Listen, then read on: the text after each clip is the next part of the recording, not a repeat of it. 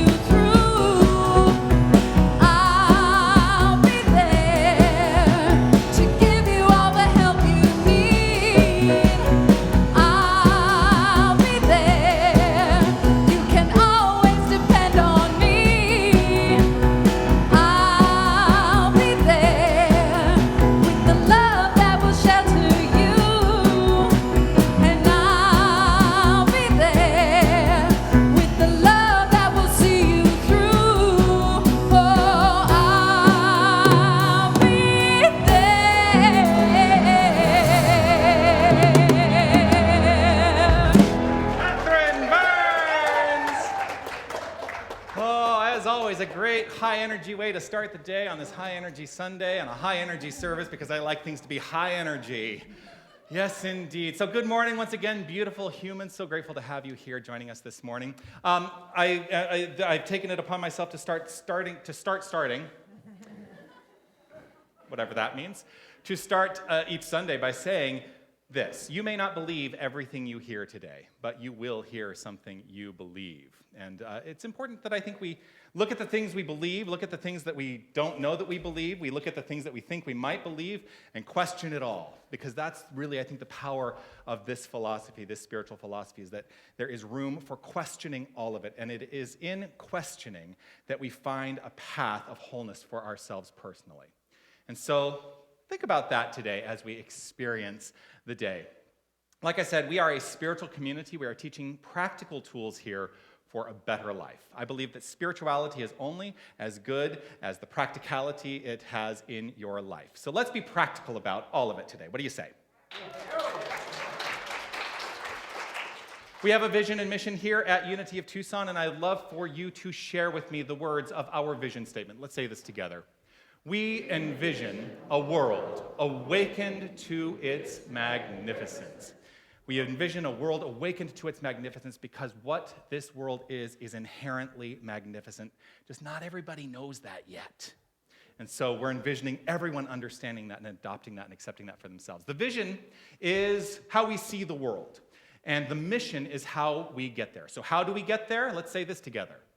Love only, forgive everything, remember who you are. Love only, forgive everything, remember who you are. That's how we get there. I don't really have much more to say about that. Just that's how we get there. If you're with us, joining us for the first time, if you're online joining us for the first time, I want to reach out and say, I'll be there. Reach out and say, hello, good morning, grateful to have you join us. If you would like to connect with us, please go to unitytucson.com/connect and fill out some information there. And we'll have a nice message. I'll send a message back to you. Grateful to have you join us.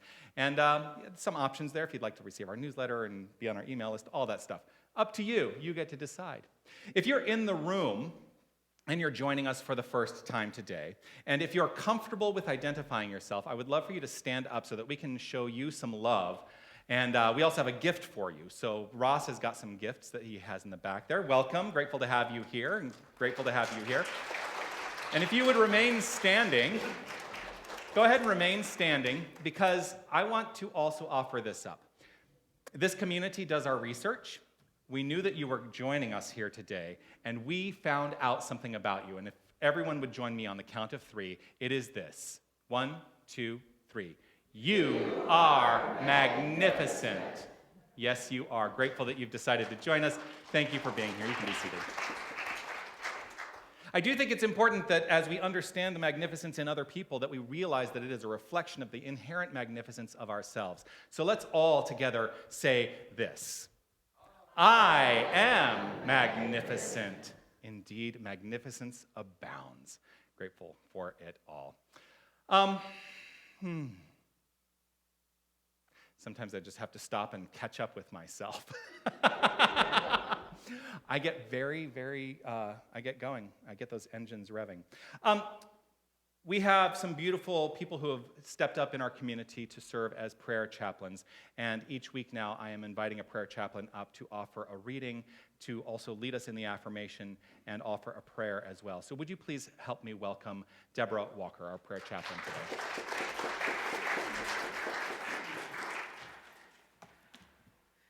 Good morning, everybody. Oh my God, all this magnificence in this room. Isn't it awesome?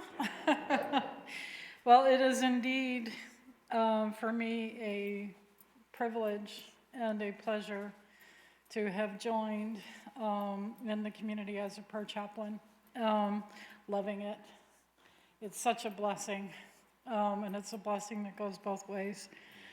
So the reading this morning comes from Thomas Troward, a piece that he wrote called The Spirit of Opulence. Now, Thomas Troward was one of the early leaders, I think was the word you and I decided on, in the New Thought philosophy. And as our theme this month has to do with abundance. I decided to do a little research and came up with this. We must not make ourselves dependent on any particular form of wealth or insist on its coming to us through some particular channel. We must enter the spirit of it. The spirit of opulence is the opulent mode of thought. There are other sorts of wealth on the spiritual and intellectual planes. How am I going to do by it, as opposed to what am I going to get by it, is our starting point. Okay. So if you guys would follow along with me, do you want to do the? Yep. Okay. I am infinitely unfolding in more abundant ways every day. Okay? So the second time as we repeat, I would like for you guys to tap into the feeling part of this. I am infinitely unfolding in more abundant ways every day. Thank you so much. So let's just take a moment to relax right where we are, taking in that affirmation, taking in that wonderful reading of the words of Thomas Troward, and deepening into the sense of what it is to be abundant, opening up.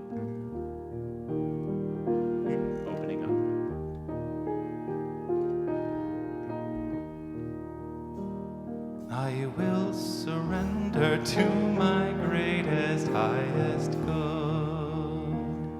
I will release any fear that drops my way. For every step I take is taken in pure faith, and I am grateful every moment, every day.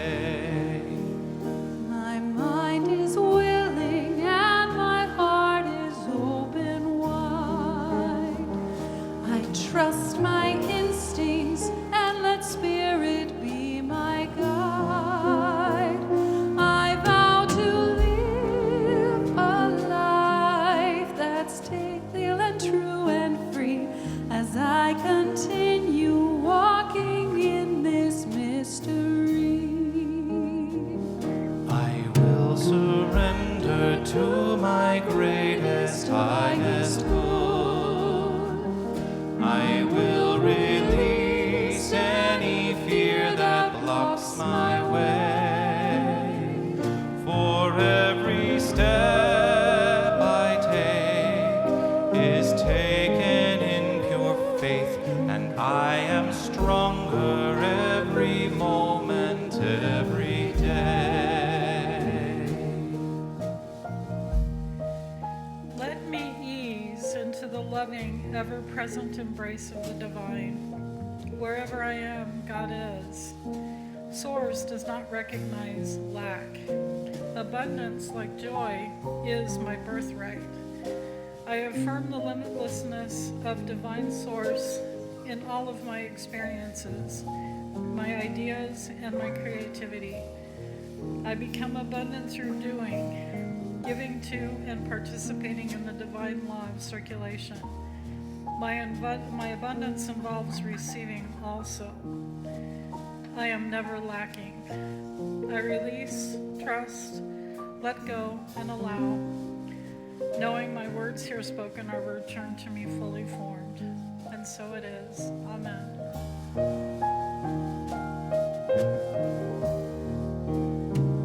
I will surrender to my greatest, highest good.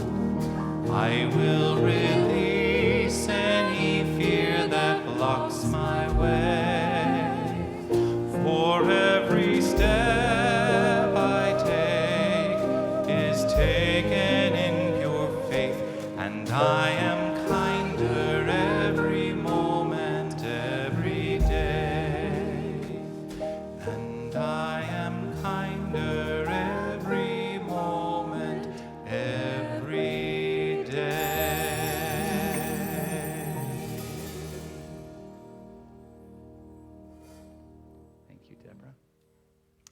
you, Catherine.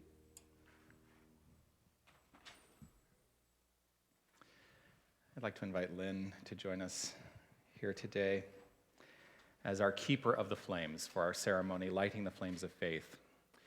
This ceremony we have adopted here is to honor the faith traditions of the world, the religious paths, the spiritual ideas, with this understanding that they are, each and every one of them, rooted in a divine golden thread of love. And so that is what we celebrate with each candle that we light.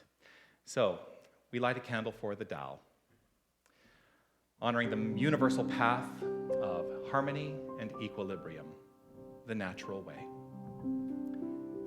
We light a candle for the shamanic traditions, honoring the beliefs and practices of all indigenous people, the way of primal spirituality.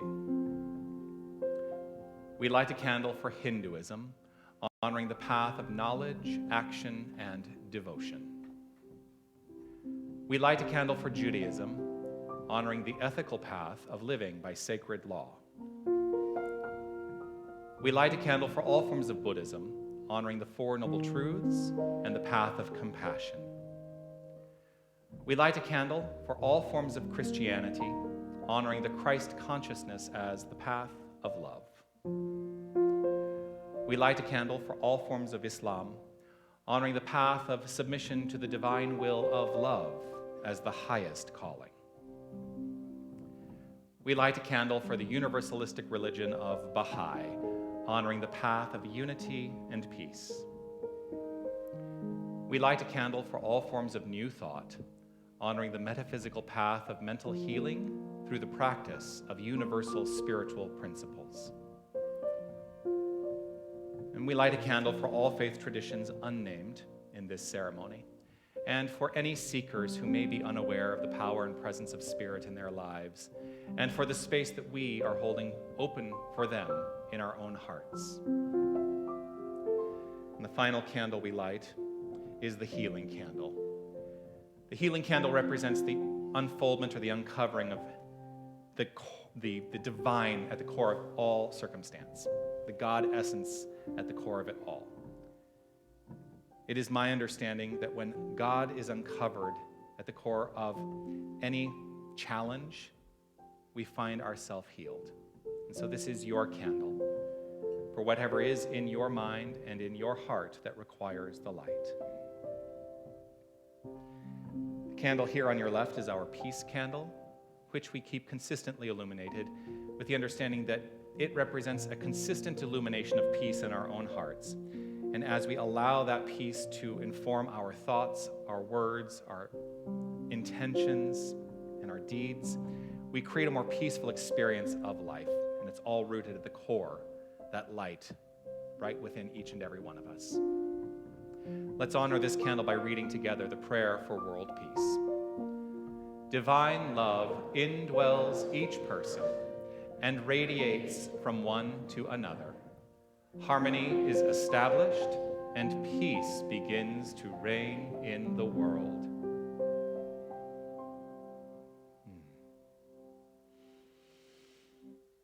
Hello. Hi. How are you today? I'm good. How about yourself? I am good as well, thank you. Grateful to see you and have you here joining me today. Oh, same. Lynn is going to talk a little bit about the homework that I offered last week. If you are new to our community, I give homework every week. And the Keeper of the Flames has been tasked with reporting back to let me know how it went. So first I will remind everyone what the homework was that I gave last week. I wrote, take time throughout the week to wholeheartedly express gratitude for all of the people who serve you in some way throughout the week. Appropriate for Thanksgiving, I think. Yes.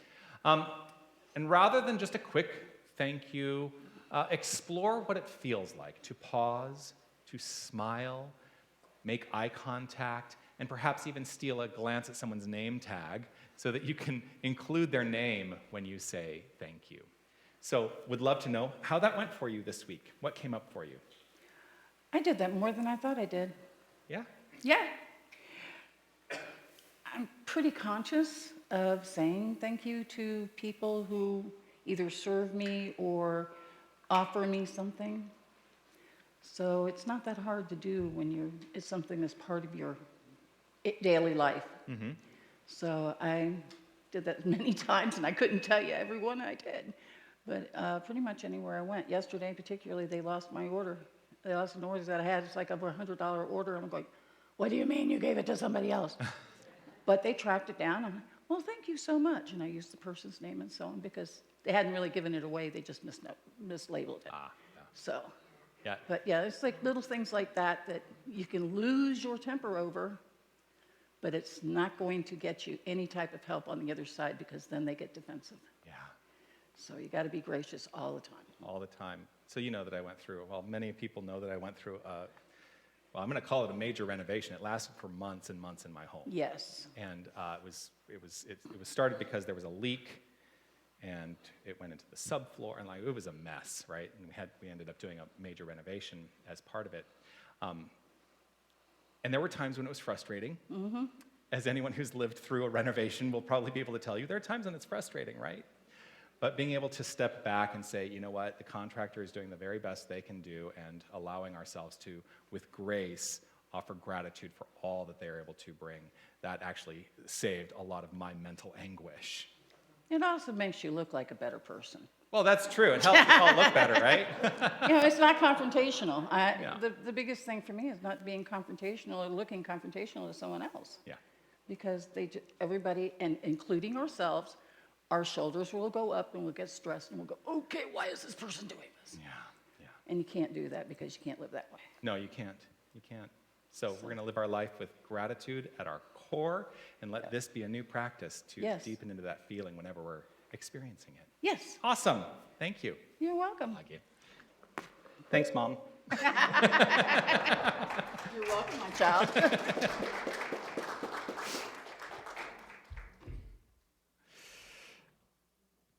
I feel so blessed that we have this magnificent being who has decided to join our music team once a month and grace us with her glorious, glorious gift of song. So here with our featured song of the day, please welcome once again Catherine Burns.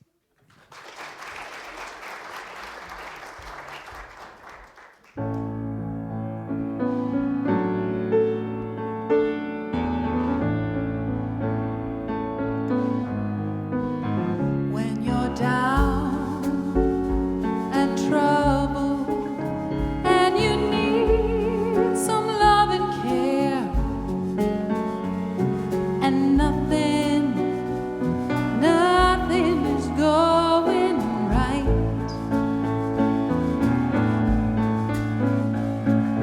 close your eyes and think of me, and soon I will be there to brighten up even your darkest night. You just call out my name, and you know wherever I am, I'll come running to see you again.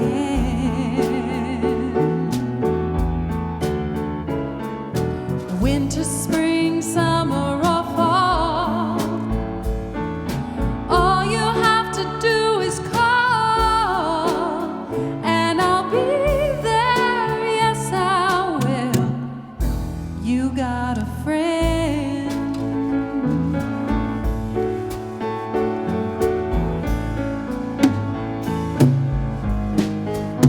If the sky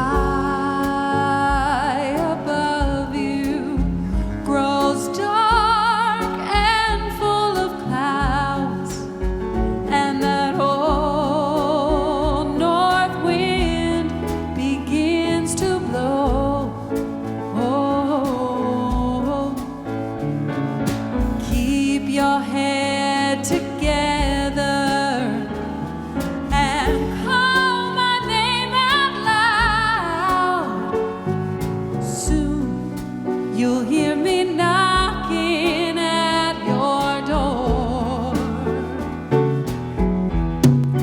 You just call out my name, and you know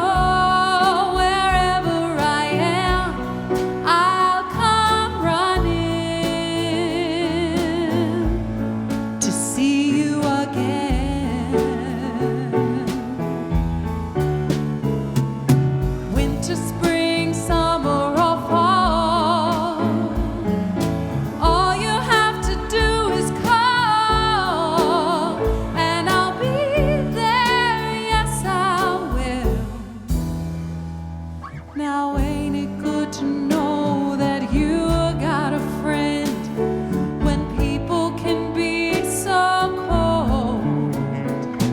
They'll hurt you, yes, and desert you. They'll take your soul if you let them. Oh, but don't you let them.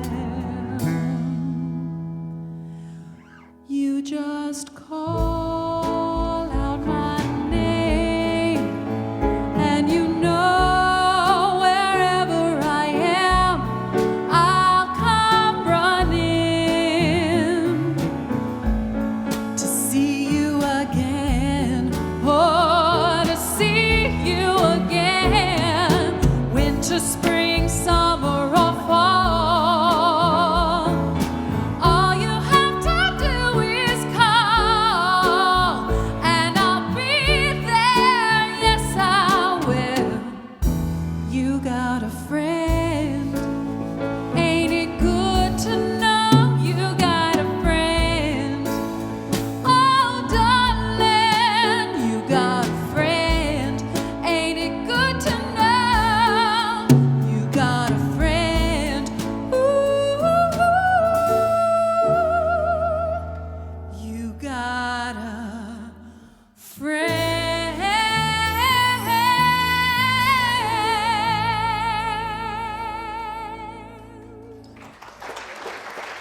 Catherine Burns. Thank you.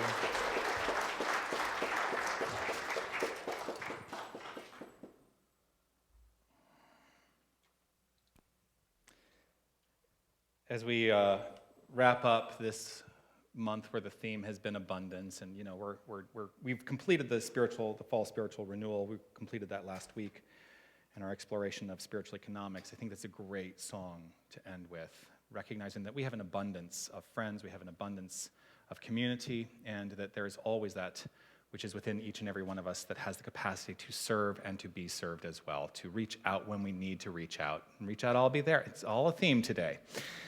So allow that to be the way we move forward.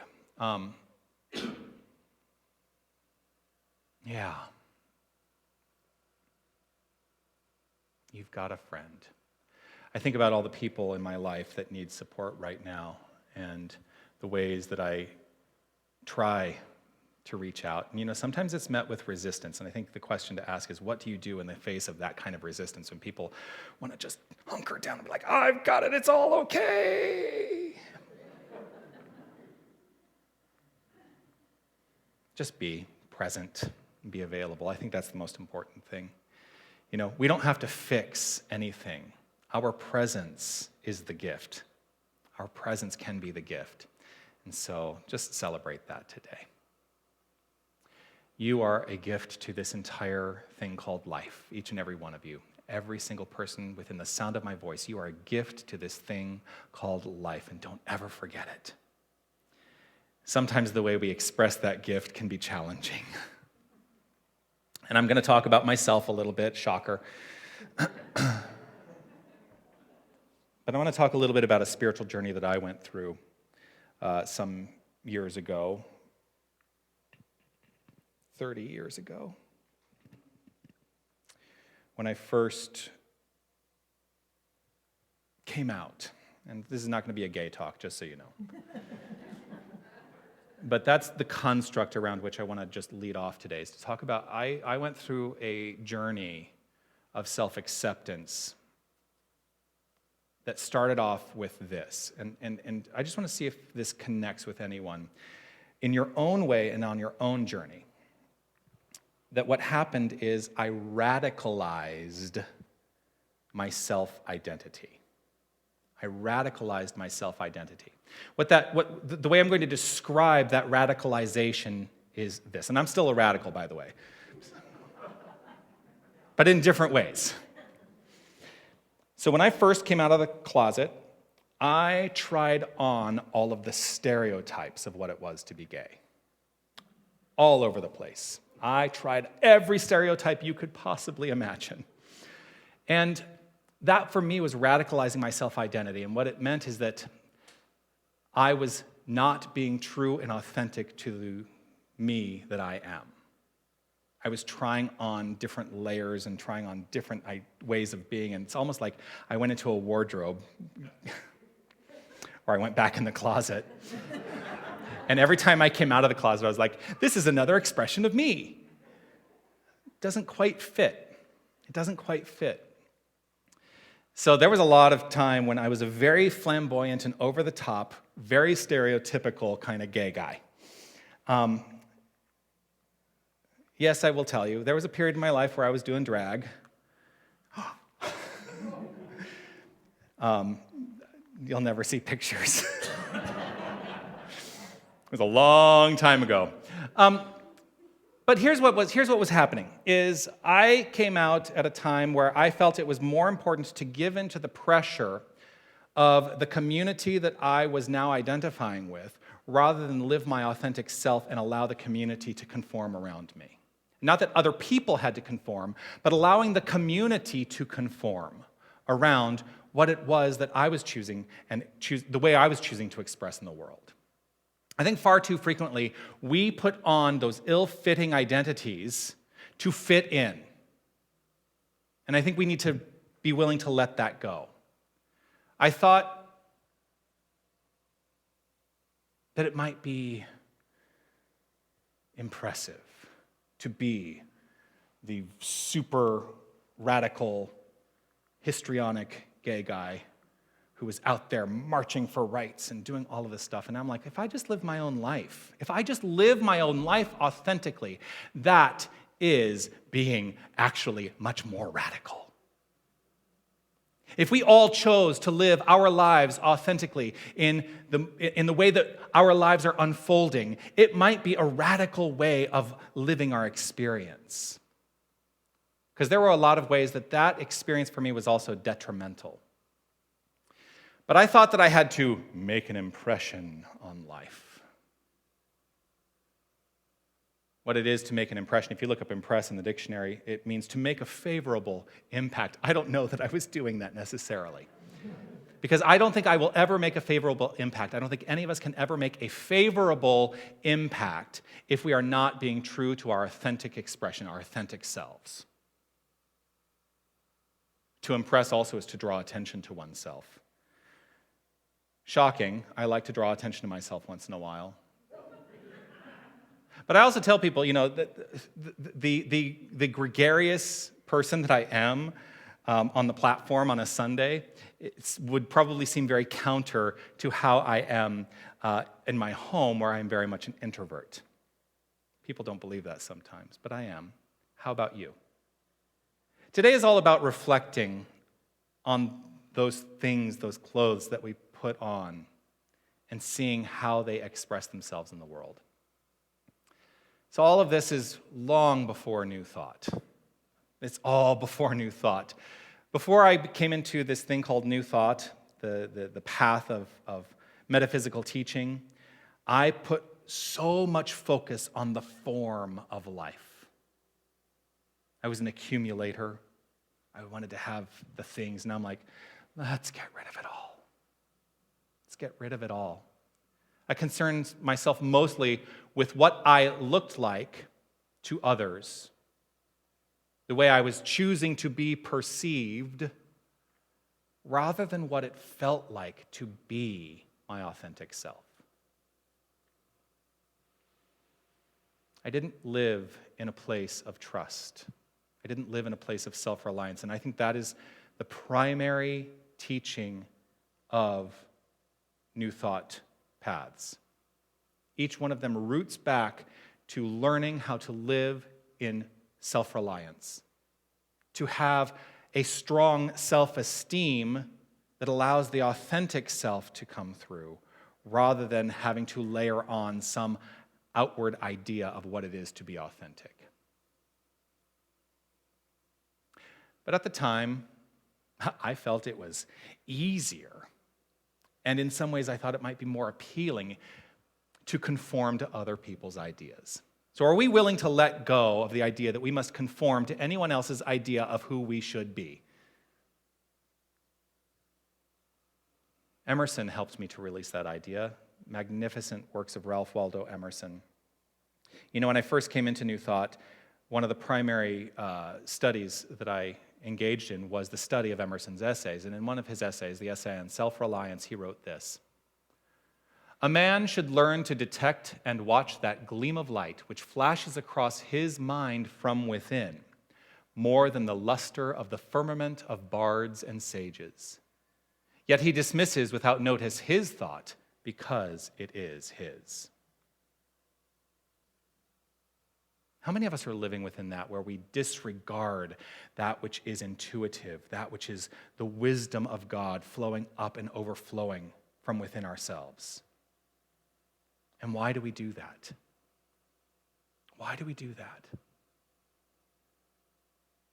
I hold firm in a vision for this entire experience of life, this entire world, that we are awakening to our spiritual magnificence, to know the truth of who we are.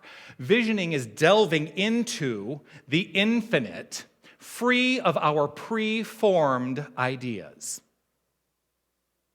And I use the word visioning specifically because it is different than the word visualizing. Because visualizing an idea of what the world should be is saying that it must conform to some way of it being perceived. It must conform to some form. So visioning is allowing a tapping into the intuitive nature that is at the core of each and every one of us. Letting go of anything that has come before and allowing the truth to present itself. And the truth will always present itself when we let go of the ways we cover up that truth. A great question to ask to help allow that to unfold is, in any situation that you are in, or in any situation that I am in, one of the questions I love to ask myself, especially if there is some unknown factor, is what wants to happen here? What wants to happen here? Rather than rooting it in some idea that I have to make something happen. What wants to happen here? But what is required in asking that question is noticing our own thought and honoring it, not immediately dismissing it, because I did a lot of that too. I dismissed the thoughts because they were mine. And I didn't think that I had authority to have my own thought.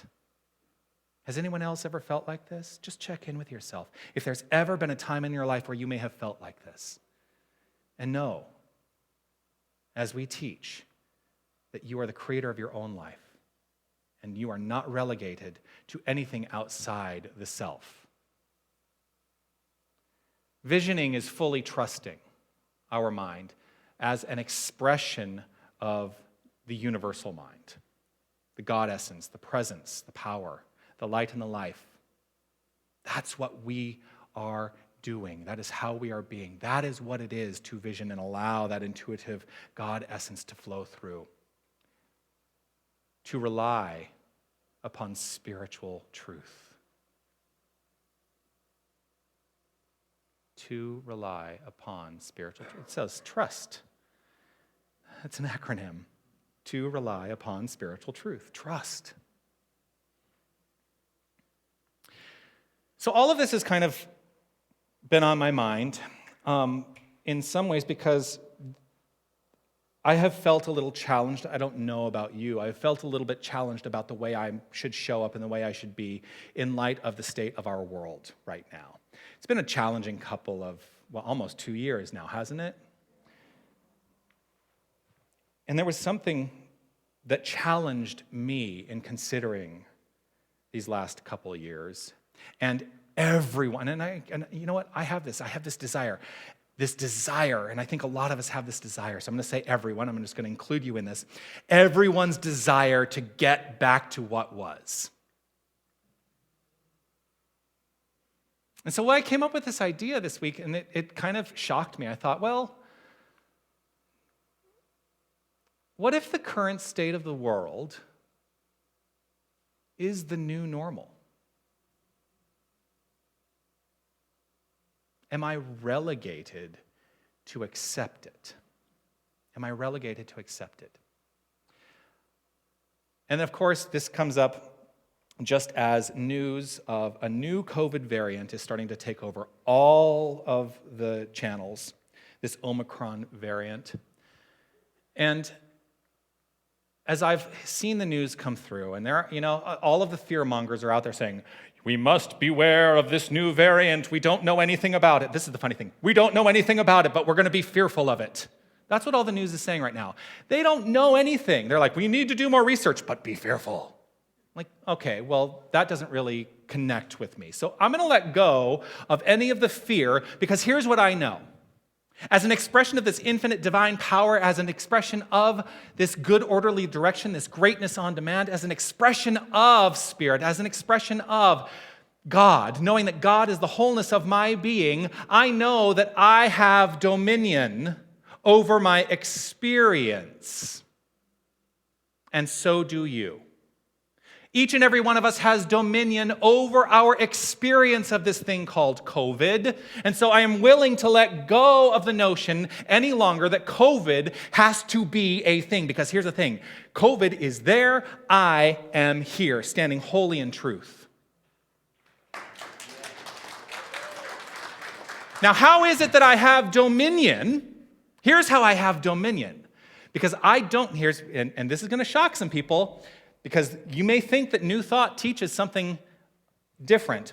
I don't have dominion over the virus as a thing in the world of form. I don't. What I do have dominion over is my relationship, my thought, my mental atmosphere around the virus.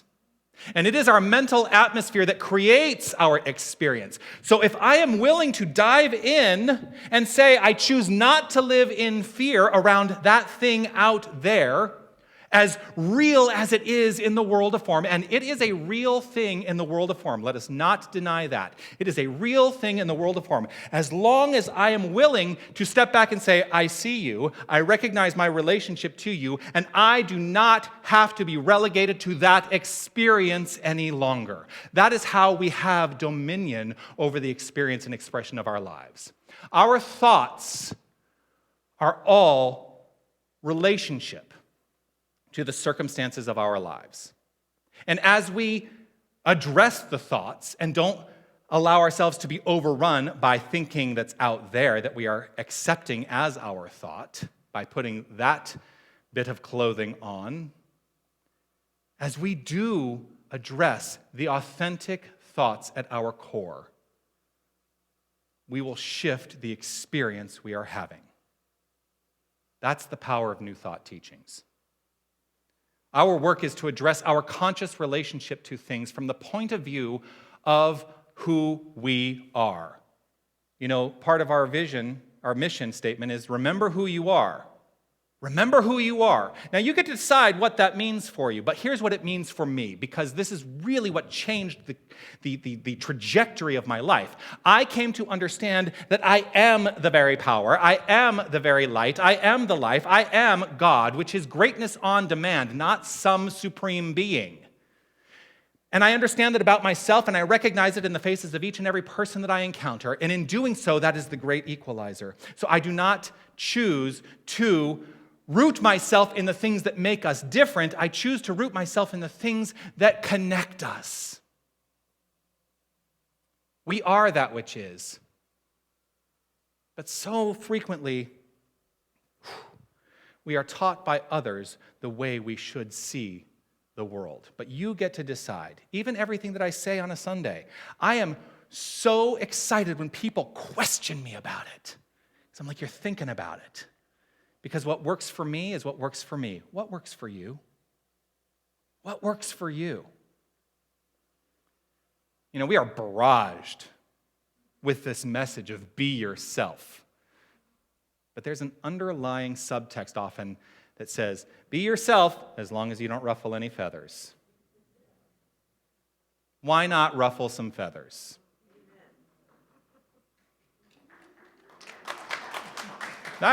Amen. Here's the thing. Why not ruffle some feathers as long as it is rooted in us being our authentic selves? As long as it is not for the purpose of ruffling feathers, it is saying, I know who I am, and take it or leave it. I don't need to please everyone. And that's hard for people because, especially as ministers, we want to please everyone.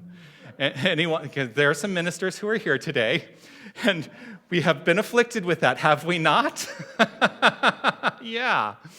We don't need to please everyone. Because here's the thing, when we are trying to please everyone, we are living within conformity and consistency, two things that scare us away from self-trust, from self-reliance. So here's the question that I really want to ask today. Who would you be if you didn't have anyone else to compare yourself to?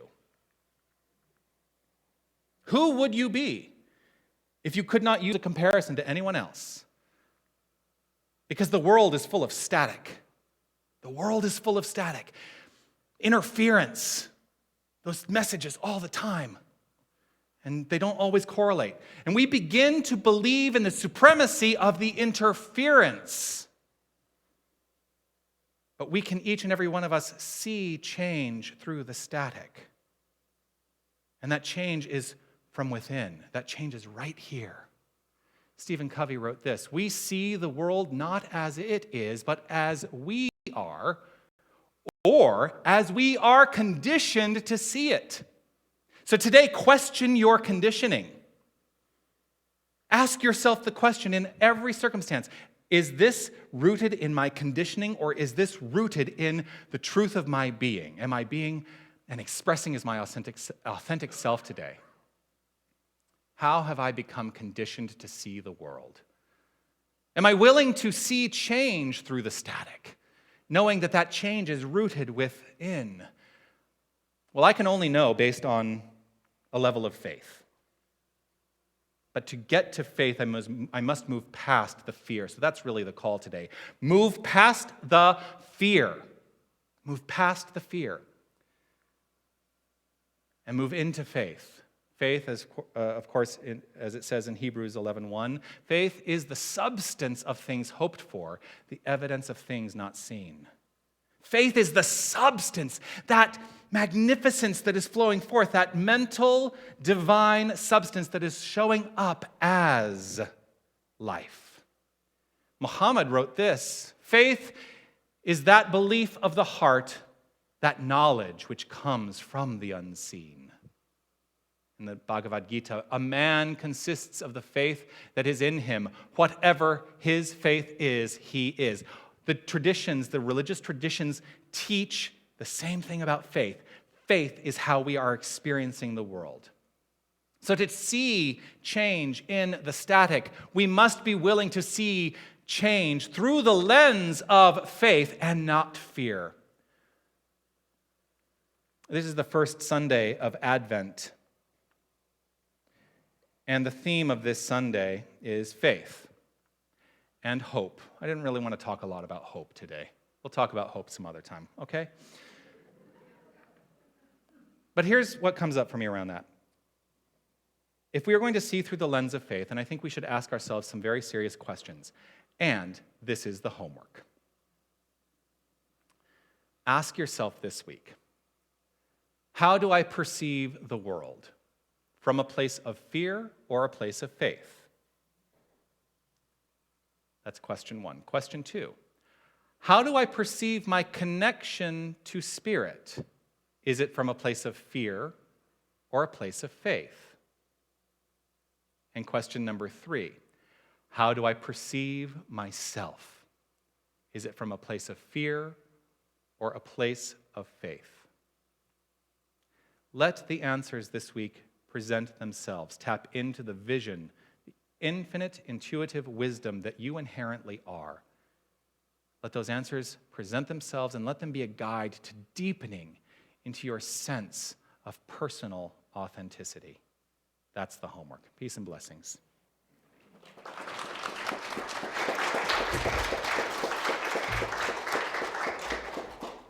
I'm doing something a little different today. Normally I do a benediction song, and we've been doing the Kundalini Blessing song for the last couple of weeks. But a major event happened for me in my life this week that touched me in a way that I was not expecting. I come from a theater background, as you all know. I was a theater professional for a couple decades before becoming a minister, and there was an iconic figure in the theater who made his transition this week. Now, it's not surprising. He was 91 years old. I mean, it was going to happen, but it was sudden and unexpected. This man is a gentleman by the name of Stephen Sondheim. He is perhaps in the last half of the 20th century the greatest musical theater composer, or he's considered the greatest musical theater composer for the last half of the 20th century that existed. And I've performed a lot of his songs. The thing that a lot of people don't know about Stephen Sondheim is that he unexpectedly informs my ministry a lot, even to this day. Because the work that he does, a lot of it is rooted in understanding the human condition, and it's work that I've gone to a lot.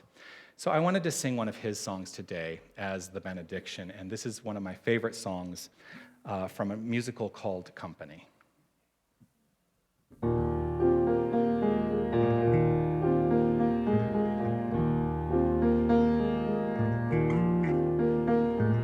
Somebody hold me too close. Somebody hurt me too deep. Somebody sit in my chair and ruin my sleep and make me aware of being alive, being alive. Somebody need me too much. Somebody know me too well. Somebody pull me up short and put me through hell and give me support for being alive. Make me alive. Make me alive. Make me confused. Mock me with praise. Let me be used. Vary my days. But alone is alone. Not alone.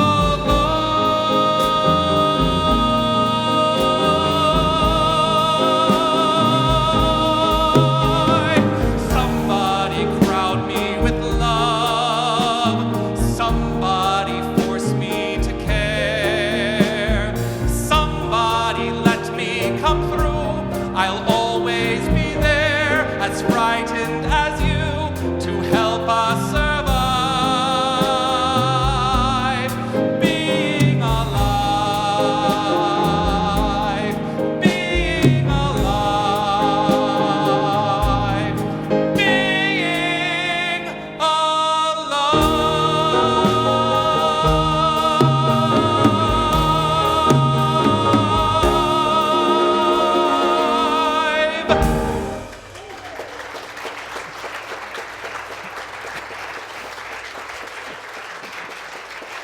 Thank you. Thank you for that little bit of indulgence. I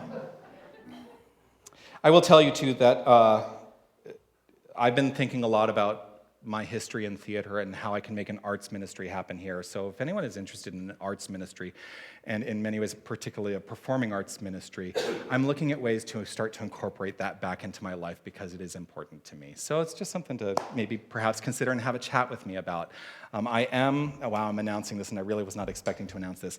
I am in January looking at doing a 10-week workshop to discover your inner genius through performing arts using performing arts tools to find your authentic self. And so if that is of interest to you, word will be going out about that, and you can respond to that. And I can, because of the nature of the workshop, I can only take up to 10 people for that experience. So if that's something that resonates with you, please let me know. I would like to welcome, please, to the platform, the Vice President of our Board of Directors, William Summers.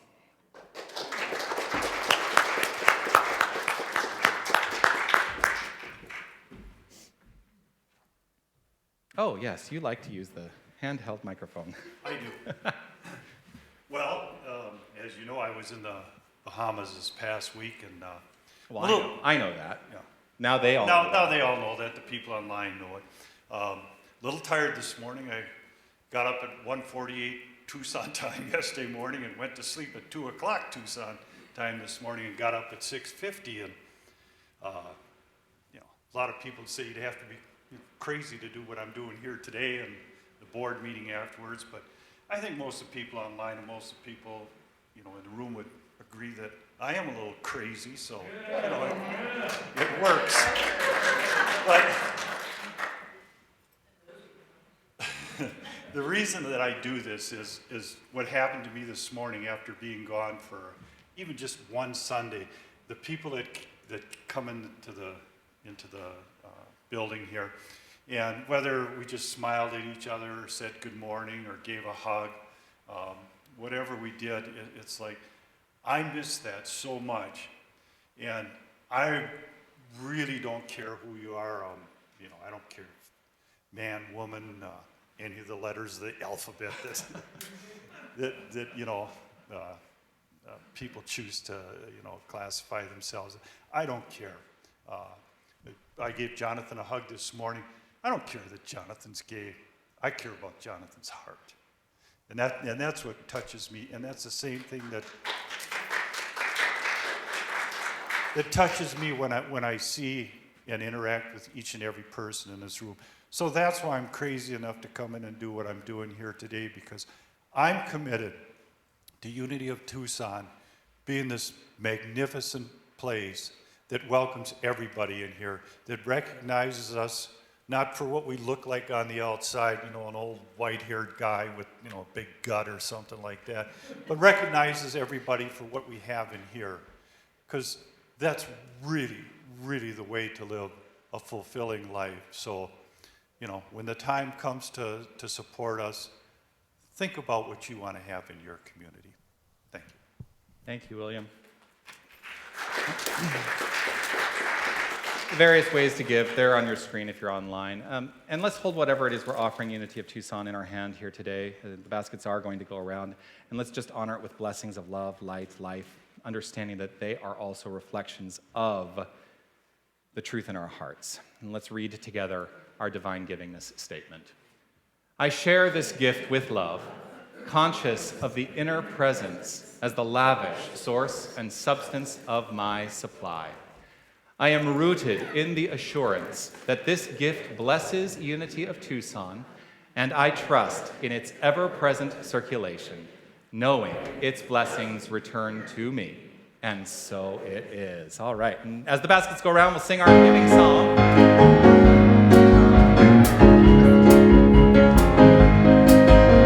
Celebrate my abundance today. By giving this gift, I show my faith. As I open my heart, my world becomes a better place.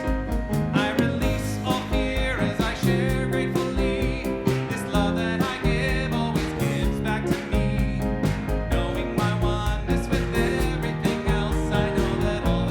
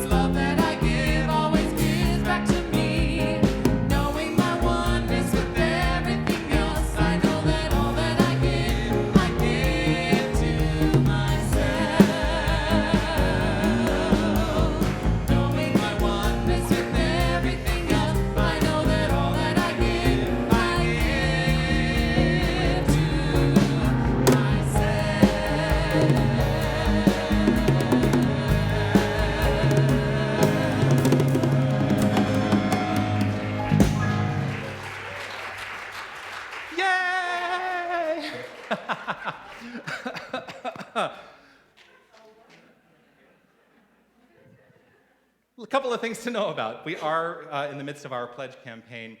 If you are willing to let us know what you are going to give during the next fiscal year, which is our calendar year, 2022, we would love to have that information so that the leaders of this community can budget accordingly. We are about $10,000 shy of what we were pledged last year, so if you are willing to make a pledge, and you can change, here's the thing, we ask that you make a pledge so that we have an idea. If you need to change your pledge throughout the year, you can do that. It's not like we're going to be pounding on your door saying, you did not give what you said you were going to give. It's okay. But it would be helpful if we could have those forms turned in today. There are forms that are in the lobby, or you can fill them out online at unitytucson.com/pledge-program. And it's a tool for us that we use to make important decisions for how this community is going to be able to support itself next year. So please help us out with that. If you're doing your holiday shopping online, we would love for you to support Unity of Tucson. If you shop through Amazon, if you go to smile.amazon.com and you register Unity of Tucson as your charity, they will, at no additional cost to you, donate a portion of every sale back to Unity of Tucson. So it's a great way to support the church at the holiday season when we're all buying stuff, right? We're all buying stuff. So please check that out. The Galeria Sagrada, this is the final Sunday for Sally's show. I see that she's already taking things down. There may be some items that are still for sale, so check it out. If you want to make a last-minute purchase of one of Sally's glorious paintings, please do that. And there'll be a new show up next week. Looking forward to that. The 80 by 80 Roof Fund. Ready? We did it!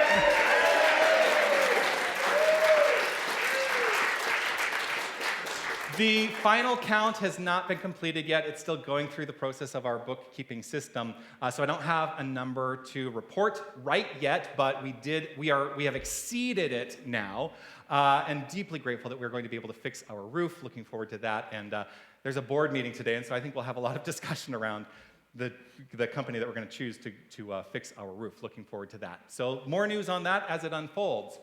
If you are interested potentially in serving on our board of directors, you can send an inquiry. If you would, please let me know. You can send an inquiry to Rev Jonathan at unitytucson.com. There are 2 positions that are up for election. The 2 current board members, I believe, are intending to run for those positions. But we also like to, honor the process that is outlined in our bylaws. So if you are interested, please do make an inquiry of me and we'll talk about what that means. I don't see them coming in yet. Normally the kids would be coming in, but I do want to let you know that the youth need you.